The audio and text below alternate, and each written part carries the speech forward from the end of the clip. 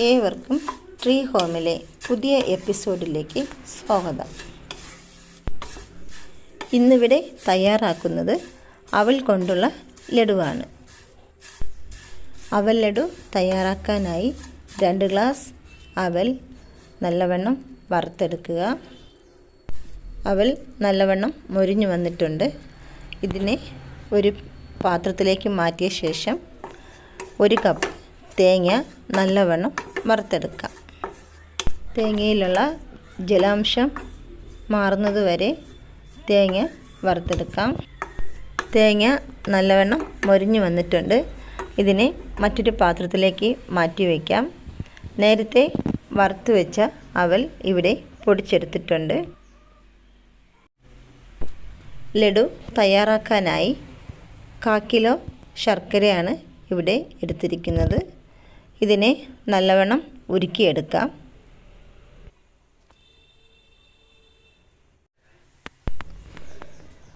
ഉരുക്കിയ ശർക്കര അരിച്ച് കല്ല് കളഞ്ഞ് എടുത്തിട്ടുണ്ട്. ഇതിലേക്ക് നേരത്തെ പൊടിച്ചു വെച്ച അവൽ, അതുപോലെ വറുത്തെടുത്ത തേങ്ങ ഇവയും പൊടിച്ച് ഇതിലേക്ക് ശർക്കര പാനിയിലേക്ക് ഇട്ട് നല്ലവണ്ണം മിക്സ് ചെയ്തെടുക്കാം. ഇതിലേക്ക് മണത്തിന് ആവശ്യമായി 1 ടീസ്പൂൺ ഏലക്കപ്പൊടി ചേർത്ത് കൊടുത്തിട്ടുണ്ട്. ഇത് നല്ലവണ്ണം മിക്സ് ചെയ്തെടുക്കാം. ഇതിലേക്ക് 1 ടീസ്പൂൺ നെയ്യ് ഒഴിച്ച് എല്ലാം ഒന്നുകൂടി മിക്സ് ചെയ്തെടുക്കാം. നെയ്യ് ചേർത്ത് കൊടുക്കുമ്പോഴേക്കും അവൽ ലഡു തയ്യാറാക്കാൻ എളുപ്പമായിരിക്കും. നെയ്യും ഏലക്കാപ്പൊടിയും അവൽ, തേങ്ങ ഇവയെല്ലാം ശർക്കര പാനിയിൽ മിക്സായി വന്നിട്ടുണ്ട്. അവൽ ലഡു ഏകദേശം റെഡിയായി.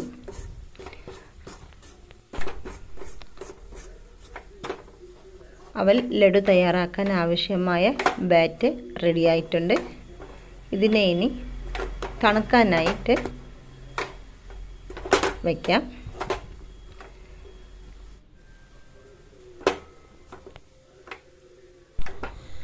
അവൽ കഴിക്കാൻ ഇഷ്ടപ്പെടാത്ത കുട്ടികൾക്കും ഇതുപോലെ തയ്യാറാക്കി കൊടുക്കാം.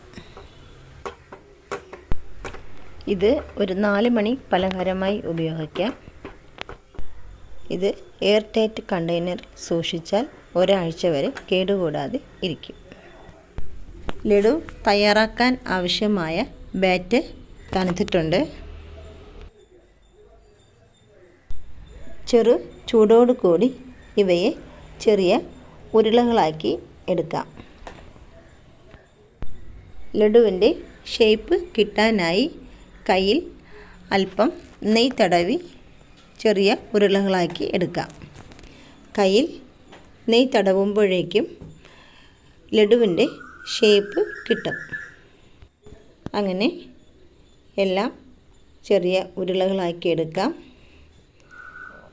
വളരെ ടേസ്റ്റിയായ ഹെൽത്തിയായ അവൽ ലഡു തയ്യാറായിട്ടുണ്ട്.